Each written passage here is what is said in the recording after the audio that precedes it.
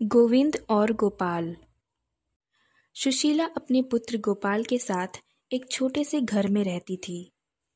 वह बहुत गरीब थी। वह घर घर जाकर बर्तन मांजती और उसी से अपना घर चलाती। गोपाल को लेकर वह सुबह शाम भगवान विष्णु जी के मंदिर जाती, प्रणाम करती और घर चली आती।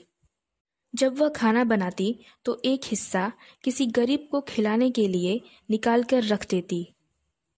एक दिन सुशीला घर में खाना बना रही थी।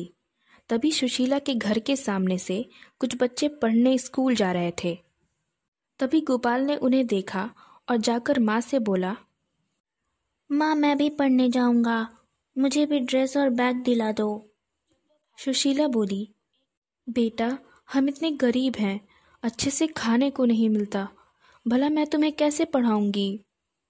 लेकिन जब सुबह होता सारे बच्चे पढ़ने जाते और गोपाल उन्हें देखकर अपने माँ के सामने रोने लगता। माँ, मुझे भी स्कूल जाना है, मैं भी पढ़ना चाहता हूँ। सुशीला इससे परेशान होकर बोली, ठीक है बेटा, चलो मेरे साथ विष्णु भगवान के मंदिर। विष्णु भगवान के मंदिर में जाकर सुशीला बोली, गोपाल, भगवान के चरणों में प्रणाम करो। हे भगवान, हम आपके शरण में हैं प्रभु, अपने बालक गोपाल को आप ही पढ़ा दीजिए।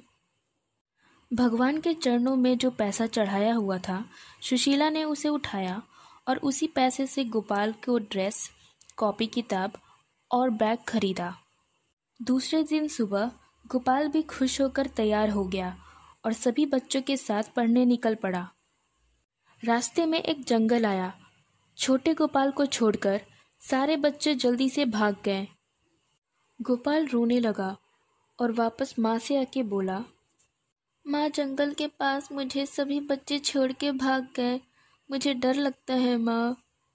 सुशीला ने गोपाल से बोला, बेटा, जब भी जंगल पास आए तो तुम गोविंद भैया को बुला लेना, गोविंद भैया जंगल को पार करा देंगे। दूसरे दिन गोपाल तैयार होकर सारे बच्चों के साथ पढ़ने जाने लगा। रास्ते में फिर वही जंगल आया। सारे बच्चे गोपाल को छोड़कर भाग गए।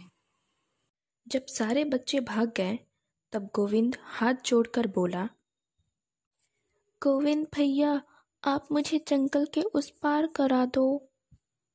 कांधे पर लाठी लिए हुए चरवाहे के भेष में भगवान तुरंत वहां आ गए। भगवान गोपाल के पास आकर बोले, हाँ गोपाल, मैं आ गया, चलो जंगल के उस पार चलो। जंगल के उस पार जाकर गोपाल बोला, धन्यवाद भैया। आराम से गोपाल पढ़ने जाता और उधर से आता तो साथी छोड़कर उसे भाग जाते।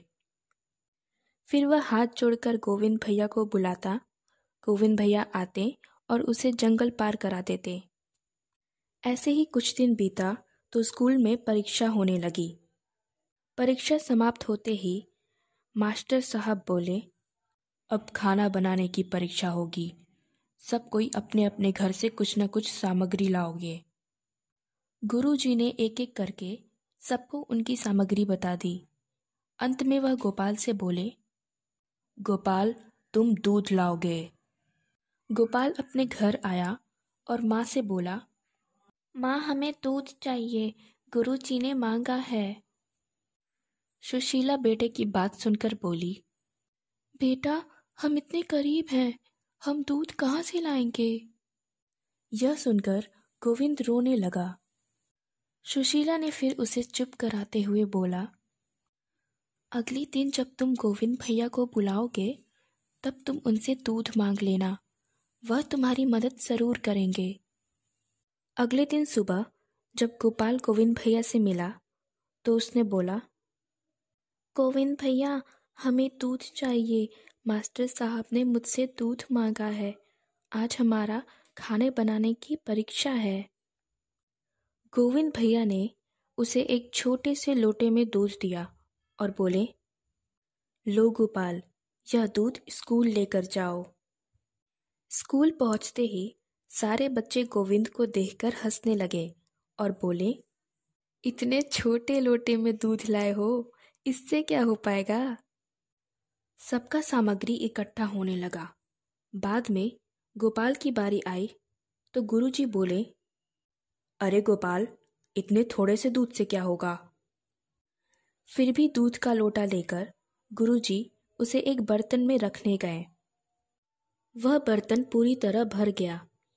उससे बड़ा बर्तन लाए और वह बर्तन भी भर गया, लेकिन लोटे में दूध अभी भी था। यह देखकर गुरुजी ने ड्रम लाया और वह ड्रम भी भर गया, लेकिन लोटे से दूध खत्म नहीं हुआ था। गुरुजी और सारे बच्चे हैरान थे। उन्होंने गोपाल से पूछा, अरे गोपाल, यह दूध तुम कहाँ से लाए हो? गोपाल बोला, यह दूध मुझे गोविंद भैया ने दिया है। गुरुजी ने बोला, गोविंद भैया? यह गोविंद भैया कहाँ रहते हैं? हमें भी तुम्हारे गोविंद भैया से मिलना है। यह सुनकर गोपाल सभी को उस जंगल के पास ले गया। वहां पहुंचते ही गोपाल हाथ जोड़कर गोविंद भैया को पुकारने लगा, गोविंद भैया, आइए देखिए, सभी लोग आपको देखना चाहते हैं। गोविंद भैया वहां आ गए। गोपाल ने बोला, देखिए, गोविंद भैया आ गए। सभी लोग बोलने लगे, कहाँ है तुम्हारे गोविंद भैया? हमें तो नहीं दिख रहे हैं। गोपाल बोला, देखिए, वहां पेड़ के नीचे, वह वहीं खड़े हैं। सभी बच्चे जोर जोर से हंसने लगे।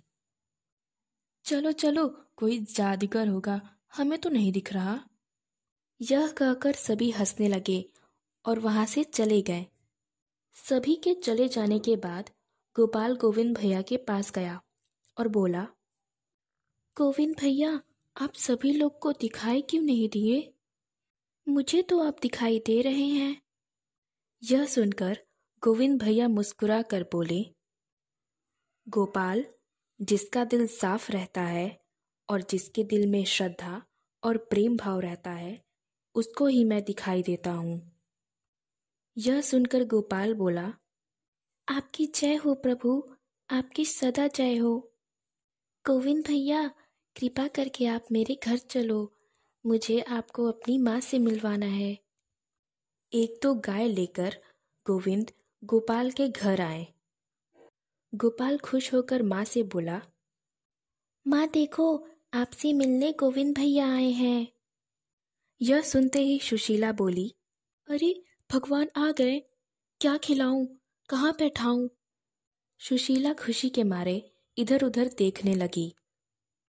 पास में पड़ी एक टूटी फूटी चटाई बिछाई, उस पर गोविंद भैया को बिठाई, प्रणाम की, चरण पखारी और गुड़ पानी पीने को दिया और बोली, मेरे पास इतना ही है प्रभु, इसे स्वीकार करें।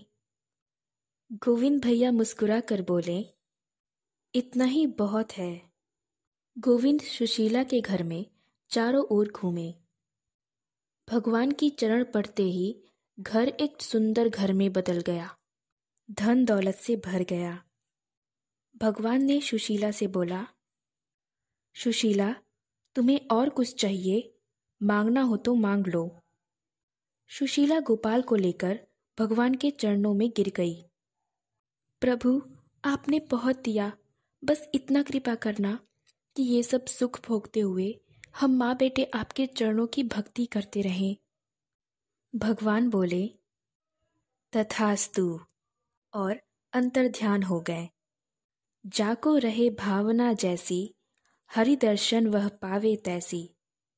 धन्यवाद। ऐसी और कहानियाँ सुनने के लिए सब्सक्राइब करें हमारे चैनल नमो गुरु गोविंद को।